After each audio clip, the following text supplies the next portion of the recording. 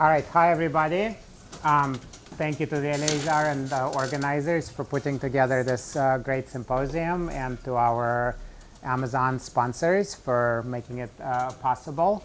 I'm Leonid Kruglyak. I'm here at UCLA in Department of Human Genetics as well as the Department of Biological Chemistry. And just so we get the preliminaries out of the way here, I broke my ankle back in December. And I thought that when they said I was going to get the walking boot this week, I'd actually be able to walk in it, but they don't actually want me to put any weight on it for a little while longer, which is why I'm in this unusual position. I don't think I've ever given a seminar sitting down before. And Eleazar pointed out that all I'm missing is the big fat cigar to really complete the picture here. So anyway, what I've been interested in for a long time is genetic differences between individuals. So as illustrated here, let's see, does this actually do anything? No. All right. The pointer doesn't seem to actually point. As illustrated here by a picture of my lab, and as you can tell by looking around the room, humans differ from each other in all sorts of immediately visible ways. And of course, they also, if you take everybody in this room and do a physical exam and a full blood profile and have everybody fill out some psychological questionnaires, you'll see that there are lots and lots of differences. And we know from many lines of evidence that most, if not all, of these differences have an underlying genetic component, which means to some extent, you inherit these traits from your parents. Individuals who are closely related to each other are more similar than individuals who are more distantly related to each other. And we know that component is encoded in the DNA, right, in your genome sequence. And back, when I started giving these talks, I would say if we could sequence everybody in this room, and that was the science fiction part of it, whereas now that's fairly routine. All we would need is some, tens of thousands of dollars in a couple of weeks, and that part we could actually pretty easily do. We'd then like to be able to say, okay, so if we did that and compared the genomes of any two individuals in this room, we'd find a few million differences out of the 3 billion base pairs that encode the human genome. And we'd like to be able to say, okay, so these two individuals are of different height, or have different blood pressure, or different scores on the big five, on one of the big 5 personality traits.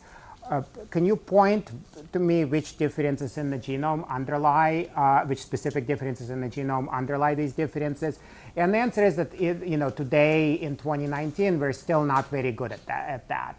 And a lot of the vision of modern biomedical research, including things like precision health, rely on being able to pinpoint these differences and explain which ones and why contribute to all these traits.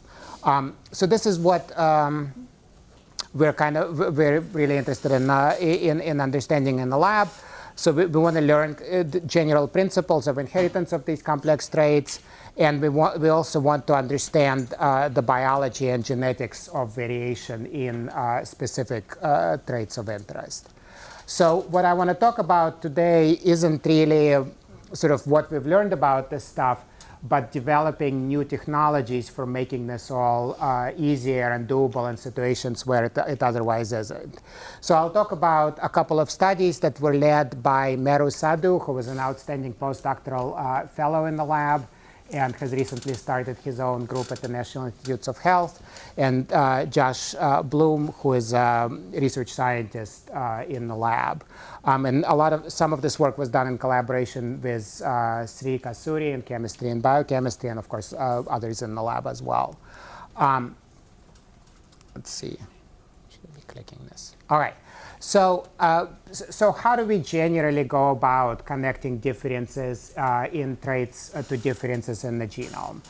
So essentially, all genetic mapping approaches rely on recombination that happens during meiosis, right? So meiosis is the process where the parent generates the germ cells that are going to be the basis of the next generation.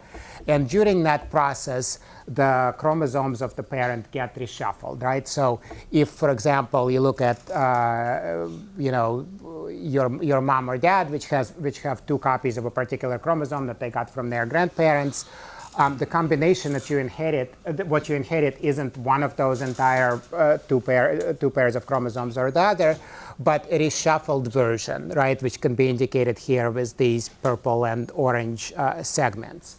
And essentially what you do is you line up a whole bunch of these reshuffled chromosomes by studying a whole bunch of individuals and identify these segments by looking at the genome, at the underlying genome sequences. And then you can line them up and sort them by the value of some trait, crudely indicated here by a bunch of pluses and minuses for high or low values of that trait. And you look for a region where inheriting a particular flavor of this chromosome, in this case purple for the ones up top, correlates with a higher value of the trait, and inheriting the orange version correlates with a lower value of the trait, right? And this is equally true whether you're looking at studies of a bunch of nuclear families or of what's been really popular, the popular approach in human genetics over the last decade or so, genome-wide association studies, where you're looking at a bunch of ostensibly unrelated humans. But of course, we know that all humans go back some thousands of generations. Any segment of the genome is going to find its common ancestor. And so it's the same idea. It's just that this process of reshuffling chromosomes has gone on for thousands of generations to make these segments smaller, right? So this is basically so canonical for all studies of genetic variation that it's pretty much completely taken for granted. But it has several disadvantages. So one is that how close you can get. So what you're really interested in, right, as I said at the beginning, is a specific DNA sequence difference, right? Maybe a 1-letter change in the DNA code. Maybe you'll settle for getting the specific gene that sequence is in. But what you typically get with these approaches, this little blue region that's highlighted here, is a pretty big chunk of a chromosome that contains a whole bunch of genes and large numbers of individual sequence changes, right? And that's basically limited by how often these recombination events happen during natural meiosis, and that's not something you have a lot of control over. And in some regions of the genome, they can happen more frequently. In others, they can happen less frequently. And basically, the only thing you can do to increase that resolution is increase the size of your study, and that's a linear relationship. So if you want to resolve the region to 10 times as small a chunk, you need to go and collect 10 times as many people and measure all these traits and do all the genotyping. And also, there are a lot of interesting settings that I'll come back to in the end where it would be interesting to apply genetic mapping, but meiosis and therefore recombination naturally just don't occur. And I'll get back to that. Toward the end. So one of the things we've been playing with is doing something quite different, which is relying on mitotic recombination, right? So mitosis is just regular cell division that all cells in your body or in culture just undergo as they divide and make copies of themselves. So they're not kind of dividing their genetic material in two to make germ cells. They're just dividing. And occasionally, there are these recombination. Occasionally, if there is a DNA break that happens during mitosis, it can get fixed by an event that looks a lot like meiotic recombination, shown in that second circle there. And then after the cell division, you can get cells like the one shown here at the bottom, where you started with 2 chromosomes that are different, indicated in purple and orange. And what you end up with is that's still true for most of the lengths of the chromosome, but there is a chunk toward the end of the chromosome where both copies became orange. And this is something that happens in nature, but it happens at very low frequency, and it's hard to find these events. What we realized is that with the CRISPR-Cas9 system, we could now generate these events artificially in the lab, right? So given that this is a mixed audience, I won't assume that everybody knows what this system is, right? So CRISPR-Cas9 is the system that's been isolated from from immune system. Basically, it's kind of like an immune system of bacteria that they use to defend themselves against viruses. And what it is a protein that's a nuclease, so it cuts DNA. That's the bit with the scissors there. That's Cas9. And of course, there are lots of proteins that cut DNA, and there are lots of proteins that cut DNA at specific types of DNA sites. But usually, that's hardwired in the protein. So protein will go into the genome, and it'll find a sequence that says ACTG, and it'll always cut there between the C and the T, for example, right? What's special about the CRISPR-Cas9 system is that the nuclease is guided, and it's guided with RNA. So you give it a little snippet of RNA called a guide that matches the sequence in the genome that you want to cut, and it'll go and cut at that location and only at that location. And of course, the specificity and sensitivity of that is not going to be 100%, but it's very high. So now, instead of just waiting for these double-stranded DNA breaks to happen through some natural mutagenic event, you can go ahead and design a guide and combine it with Cas9 and have it happen exactly where you want. And if you want it at a different spot, you can have it somewhere else. And then the cell will, once again, repair it using this process. And by kind of walking that cut site along the chromosome, you can make a whole bunch of these reshuffled versions of chromosomes. But now you didn't rely on a natural process to do it. You designed where all of those breaks, these breaks were. So I'll show you kind of how this works in practice. So we piloted this in yeast, which is our favorite model organism, where these types of genetic manipulations are especially easy. And we decided to scan one particular half of one chromosome. So we designed all these breaks that allow us to flip a chunk of this chromosome anywhere from the centromere, the part at the middle of the chromosome, to the end, either toward both copies being orange or toward both copies being purple, which designate two quite different yeast strains. One is a standard one that's used in the lab, and another is one that comes from winemaking. So we did this, and the first thing you can see on this slide is just that this works. So we took a whole bunch of colonies after we went through this whole process. On the x-axis here is the position where we targeted the break. And on the y-axis is we sequenced their genomes, and we looked to see where the break actually was. And you see that most of the breaks are quite close to the diagonal, right? So if every break took place exactly where we targeted it, you'd see a diagonal line with a slope of 1. Most of the breaks are quite close, so within about 10,000 or so bases of DNA, which is good for our purposes. You'll see that the break typically does not occur exactly where we targeted it. And that's a known feature of exactly how the cell fixes these breaks. And we actually view that as a feature, not a bug. Because now, if we had to design, we still have some limitation on how many of these sites we can design, or there's an extra cost to doing so. If we design them every 10,000, how many of these guides? If we design them every 10,000 bases, and the breaks always took place there, then the only thing we could do is localize something to a 10,000 base pair chunk. But because of this jitter, each of these individual guides can give us a number of cells where that break sort of walks across that region, and we can use that to improve our resolution.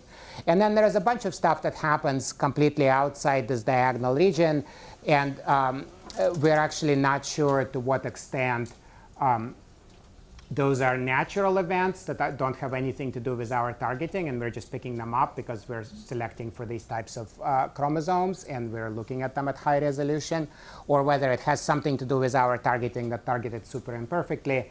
But the point is, because we've sequenced them all, we know which colonies have those breakpoints, and we can either use them in our analysis if it's helpful, knowing that the break was far away, or we can set them aside and use the 3/4 or so where the breaks are exactly or close enough to where we want them. And so now here's an experiment. We take a bunch of these colonies, right? And here they all are pinned on a plate. And we grow them in the presence of manganese sulfate, which they don't really like that much. But the extent to which they don't like it varies a lot, right? So what you're looking for here is just kind of the size of these circles, which are colonies of individual genetically identical strains of yeast. And some of them make these nice large round colonies, which basically means they're not particularly bothered by growing in the presence of this chemical. And others are barely growing. And this is a pretty nice case, which shows to do a proof of concept, where if you actually counted these guys, you'd see that about half of them grow quite well and half grow quite poorly, suggesting that there is a single underlying genetic factor that explains a lot of this difference. There is variation around that, but that's something we're going to largely neglect for this. So, so now what I've done is taken these same points. I've plotted the radius of these colonies on the y-axis. And now on the x-axis, I've plotted the position of this break as determined from the kind of data I showed you on the previous slide. So what you see here is that if I make my break close to the end of the chromosome, so within the last 100, 150, 170,000 or so base pairs, there is no difference as to whether I flipped it to both orange or both purple. They grow they kind of have an intermediate rate of growth. But once you get past a very specific point on the chromosome, then flipping them both from that point and beyond to purple separates out the guys that grow really well from the guys that grow more poorly, which means that at that location, there is a genetic difference that's responsible for this difference in growth. And you can quantify this by computing basically a likelihood curve of a change happening in a precise position and define a confidence interval for the location of your break, and it's quite tight. And so the next thing we can do is we can go further, right? So we ended up with this region. That region is quite small by the standards of standard genetic mapping, but it's still thousands of base pairs in size, where we know there is a genetic change responsible for this difference, and there are a couple of genes in that region and several differences between our strains of interest in each of those genes. So just to kind of showcase what we can do, we wanted to take it further. And we took this region and targeted a whole bunch of breakpoints just to this little chunk of a few thousand base pairs, which is not something you can do with standard genetic mapping. So, and as a result of that, we got 46 breaks, recombination breaks within this little region. And just to give you a sense, like I told you before, the only kind of standard tool you have for doing this is increasing the sample size of your study. And here it would have taken us something like 7,500 standard crossing yeast strains to get the same resolution that here we're getting with about 350. Okay? And now when we repeat this type of analysis, the breaks, in fact, narrow it down not only to one of the genes, why that's flickering, which are these red kind of arrowed boxes on the bottom. So each one of those is a gene that before could have been a candidate. And you see that there is now one specific gene that's highlighted by this blue region. That gene has a bunch of sequence differences in it between these strains. This method pinpoints one specific difference and confidently separates it from other changes that are within a few hundred base pairs in the same gene. So then, so I've highlighted here 5 of the differences in this gene. The difference number 4 is the one that our method says is it. We went and made each of those specific changes using more standard genetic engineering techniques. And you can see here that one of the parent strains labeled as BY here doesn't grow well in these conditions. The other parent strain grows well. When we flip a single letter of DNA from the poor growing strain to the well growing strain for each of these 5 changes, 4 of them don't really do anything, whereas site number 4, which is the one that our method picks out, increases the growth rate in the predicted direction. So we're pretty confident that we've nailed it. So, and in this case, the whole story makes a lot of sense because the variant is in the manganese transporter, so it makes sense that it would allow the cell to pump out this chemical that it doesn't like. And if you look at the structure of the protein, this particular change is predicted to alter that structure. That's going to make that pump less efficient. So having developed this approach, what can you do with it? And this is now kind of more aspirational or work in progress. So one really interesting setting is there are lots of examples of species where you can actually make a hybrid between 2 species, right? But then that hybrid is infertile or sterile. And so the classic case is mules, right, which are crosses between horses and donkeys. But then that's the only way you can make a mule. You can't take 2 mules and make another mule. You need a horse and a donkey. The same thing you can, I'm sure you've all heard of ligers and tyons and various other crosses between tigers and lions. And there are other less whimsical and more agriculturally useful examples of this. So this is one of those examples where the reason you can't take 2 mules and make another mule is that meiosis doesn't work in this hybrid setting. The chromosomes are too different to properly recombine that way. But mitosis obviously works, and you can follow the kind of procedure I described to make these types of breaks and generate strains that you can use for genetic mapping, which allows you to study differences between species. And that's something that's very interesting, but typically experimentally inaccessible. So we're doing this, not starting with lions and tigers, which would be kind of a challenge in the lab, but our yeast, favorite yeast species, Saccharomyces cerevisiae, which is the baker's, brewer's yeast, that underpins all the experiments I'm showing today, has a whole bunch of relatives. And all of these strains, even though some of them are like related to each other, as distantly as all the relationships within, let's say, primates, they'll happily hybridize and make a cell, but then that cell can't divide reproductively. So we're starting with its closest relative, Saccharomyces paradoxus, and doing the same kinds of experiments to show that you can do this type of mapping between species. And the other interesting context is if you isolate cells from a human, right, from an individual human, they have a lot of genetic variation due to the 2 copies of that genome. And there can be interesting traits that show up in those cells, but obviously those cells can't go through meiosis in a dish. They can go through mitosis, and so we can apply these types of methods.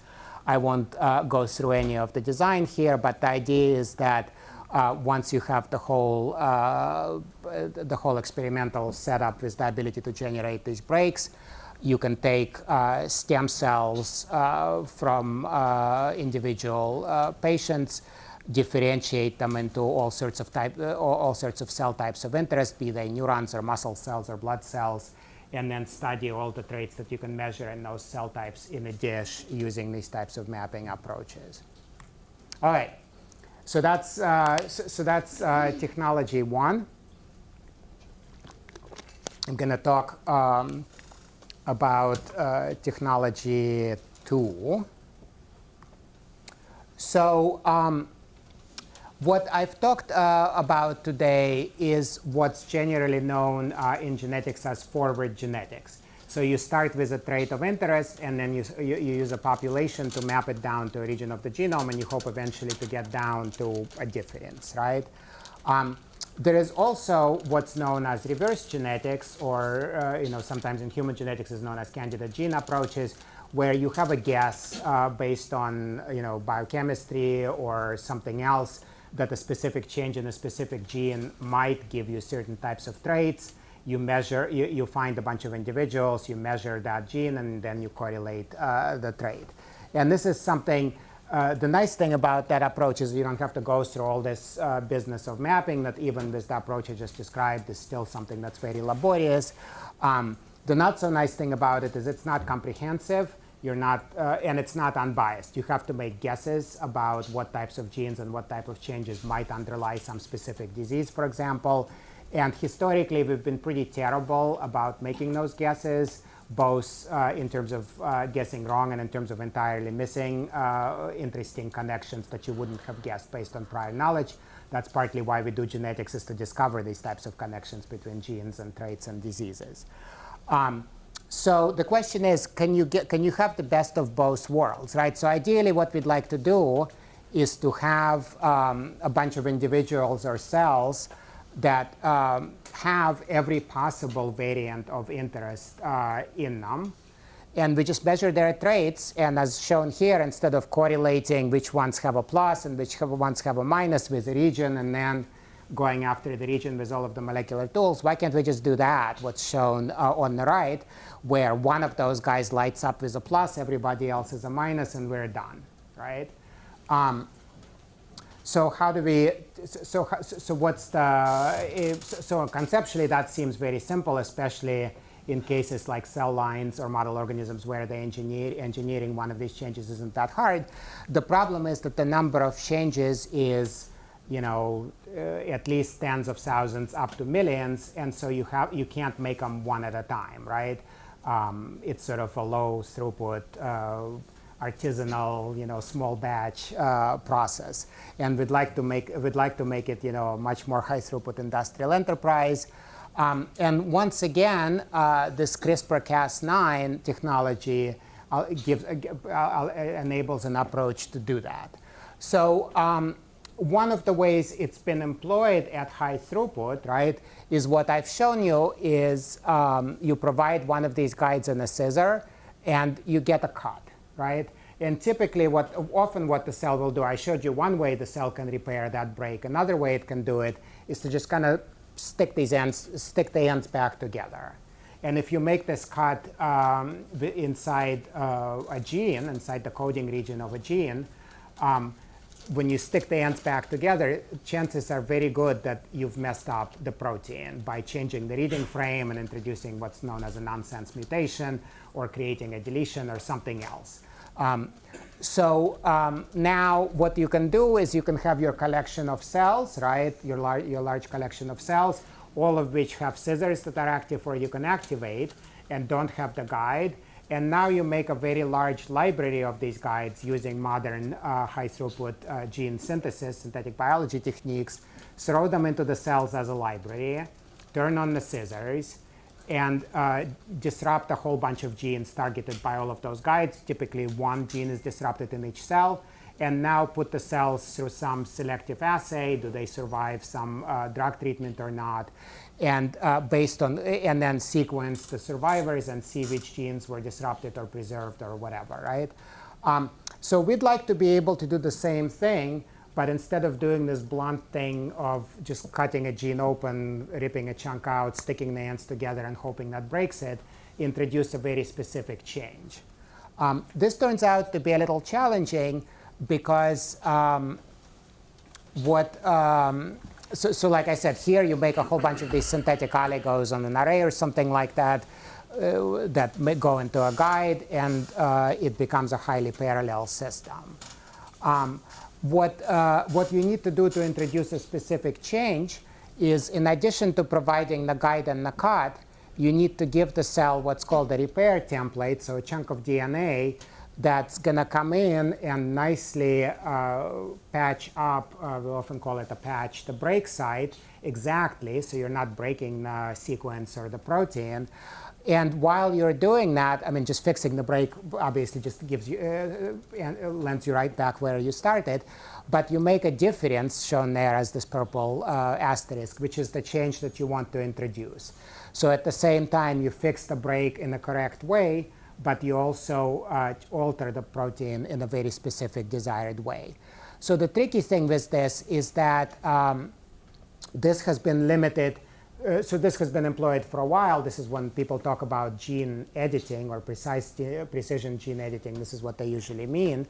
But the problem is that you need to provide two site-specific elements. So every cell can have the scissors, but now you need to get the correct combination of the guide and the patch into each cell. And if you just kind of randomly throw them in, most cells won't end up with the correct combination. And without the correct patch there, you'll just end up doing the gene disruption experiment again. So I'm not going to go through any of the details of this. But basically, the trick here is to engineer the whole system in a way that both of these site-specific elements fit into the quite short chunk of DNA that you can synthesize in a high-throughput manner. And once you do that, we end up with these constructs that can direct this whole process, where in a single construct in our library, they deliver both the patch, both the guide and the patch together on one chunk of DNA. And then that sort of gets pulled apart so they can do their separate functions. And we get very high efficiency of editing even in this library approach. So, so here's an experiment, and this is kind of the last thing I wanna go through today, where what we did here to kind of pilot the system is we wanted to make lots of things where we expect them to make a difference, right?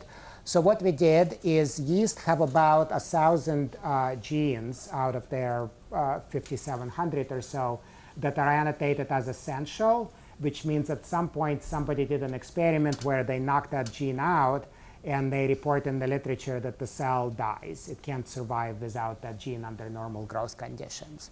So so to kind of test out both the system and those literature reports, what we did is we introduced premature stop codons, right? So the stop codon is the 3-letter instruction that says instead of putting an amino acid here, stop making the protein here, right? And there's one naturally at the end of every protein. We made about 10 inside each of these essential genes, scanned throughout the length of the gene. And the idea here is if the gene is really essential, certainly interrupting it early and saying stop making it should kill the cell. And then as you get toward the tail end of the gene, you don't know what's going to happen, because it's possible that only some of the protein is essential, and past a certain point you can cut it off. So the idea here is you introduce this whole system of 10,000 edits into a library.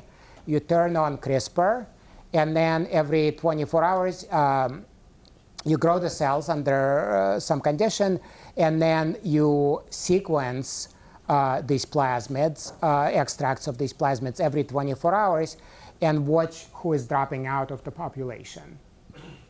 Right? So if they are really essential for cell growth, they kill the cell. So by 72 or 96 hours, you shouldn't see them there anymore, or see them at a much lower frequency. Right? So, so this is a lot of the kind of raw level data for each of these 10,000 edits. And I'm just going to summarize with some quantitative score that I won't explain in detail. Less tolerated means they're dropping out of the population. More tolerated means that they're persisting. Sorry. So in general, you see that, first of all, you see that this is a little bit noisy. And I'll talk about in a minute how we can aggregate this data to increase our signal to noise. But also, you see that most of these points are in the less tolerated part of the space. So as expected, interrupting what are thought to be essential genes is generally a bad thing. There are some exceptions where that across this whole space. Oh, sorry. On the x-axis here is the distance from the end of the gene. So all the way on the right is you're just lopping off like the last single amino acid of the protein, whereas all the way to the left is you're cutting off about 150 amino acids, so like half the protein on average or something like that. So in addition to the fact that most things are not tolerated, some are throughout this region, you do see this expected relationship that toward the end of the protein, interruptions become more tolerated. The blue line looks like we just drew it by hand there. That's an actual segmented regression that found that particular point in the slope. So the relationship only really becomes prominent in the last 25 or so amino acids. Within there, the chance that you interrupt the gene starts to get less closer to the end. OK. So given that this is quite noisy, and I can go through all the technical reasons why we would expect to not always get the signal, even if the change would interrupt an essential gene and kill it, we wanted to aggregate this. We have about 10 of these per gene. So we can try to aggregate them into the information in 1,000 or so genes. And so now I've got one of these sort of blown out dot plots where you've got the essential genes here. And again, down is less tolerated, up is more tolerated. And shown on the right is the same score for a bunch of targets we have in the experiment to control genes where we wouldn't expect them to have a lethal effect on the cell. So that's sort of what the null distribution should look like. And you see that most of the essential genes indeed don't tolerate stop codons anywhere near as well. But there is a tail of genes for which they seem to be just as tolerated as they are for our negative controls. So we took like the top 15 or 16 in that tail, and basically did follow-up experiments to try to understand what was going on. And basically, in every single case, we could show that annotating them as completely essential genes isn't quite right. And presumably, as we go further down into the main body of this distribution, we estimate that there are probably dozens of additional examples like that, although your false discovery rate will certainly go up significantly. We don't expect to go 15 for 15 or whatever we did for the top hits.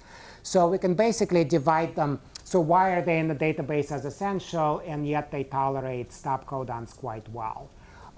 We can basically divide them into three categories, explaining the why. One category we call conditionally. So one category, the orange ones, are not essential. And basically what happened is some mistake in those previous experiments. Typically, the gene overlaps another gene on the other strand of the DNA. And when you disrupt it, the other one is the one that's essential. But you can't, using traditional techniques, kill one without killing the other. So you will always think it's essential. And our technique of precisely kind of working along it allows us to say, nope, when we just kill this guy, nothing happens. It's only when we screw up the neighbor. There is another significant population shown in blue here, which we call conditionally essential.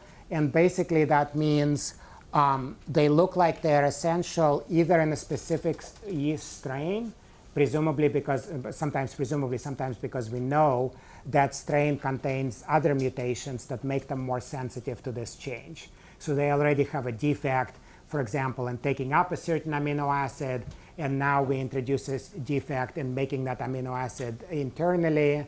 And it looks like that change will kill the cell. But if you do it in a different yeast strain that imports the amino acid normally, it doesn't care. Or it's essential in specific growth conditions, where if your medium has something in it, this is important, but not otherwise. So that was kind of an interesting. So we think that these experiments are an interesting proof of concept of the method, and also an interesting reannotation of the collection of yeast essential genes, which is about as well annotated a collection of genes as there is in biology over a couple of decades of concerted effort. And still, these types of methods can give us new information. So these are just a bunch of examples where we've confirmed these genes in detail, and I won't go through that. So I'll show you one last thing on something we're currently doing. We have a very large project surveying variation in a large number of yeast strains that come from pretty much every conceivable natural and human-associated environment and all over the world. And we have lots of regions of the genome that using mapping approaches we've associated with specific traits, but pinning them down has been really difficult. So as a pilot, we took a bunch of these interesting regions, 1,000 or so, and it took specific variants in those regions and designed one of these experiments where we now look for very specific natural genetic changes in genes. And so here's an experiment where we took 1,200 of these candidate genes, grew these cells in the presence of cadmium, which imposes a heavy metal stress. And what you can see, and again plotted this enrichment score for all these different variants and growing better in this condition. And with a signal to noise of something like 100 to 1, out of all these 1,200, very clearly one very specific change stands out. Right, so instead of screening them one at a time, we screen 1,200 candidates at once. We pinpoint one with very, very high confidence.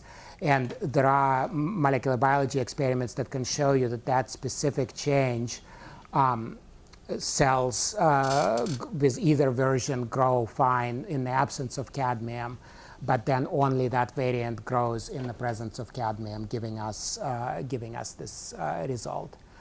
So obviously the path forward is to take all of the interesting changes we care about in yeast and put them through this process for a whole bunch of traits and kind of figure out who is who, delivering somewhat of a payoff on the original vision that I described at the beginning of the talk. So I'll stop here with thank yous to everybody who did the work, and thank all of you for listening.